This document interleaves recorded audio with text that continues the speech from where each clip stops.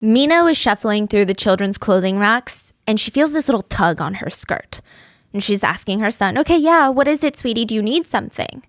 There's no response. So Mina pulls her eyes away from the clothes and she looks at her son. He's like 6 years old at this point, and his eyes are bulging out of his head. He looks petrified. And she's like, what's wrong? And this little kid, he's Korean. He says, Oma, we've got to go home right now. Why? What's wrong? Do you have to go potty? Like, I'll be done in 10 minutes. Can you hold it? No, the ajashi said that we need to leave right now. Mina looks around. There's definitely nobody near them, and there's definitely not a middle-aged man. All of the employees at this children's clothing store, they're young women. So she's confused. What ajashi are you talking about? Like, I just need to grab a few more things. And ajashi is an old man. Old middle-aged man. Yeah. And he looks up at her again and says, that ajashi right there told me to leave. And he's pointing into the air. Mina looks, and there is nobody.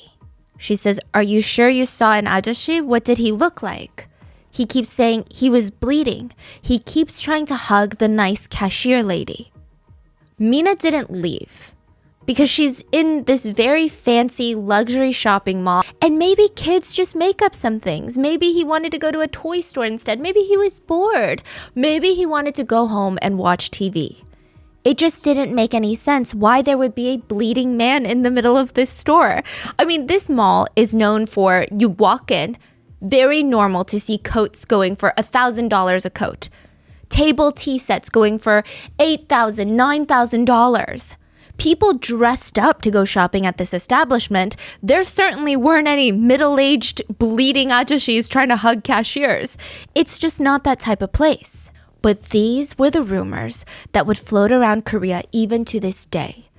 Children dragging their parents out of this mall, talking about how they saw a bloody man telling them to get out.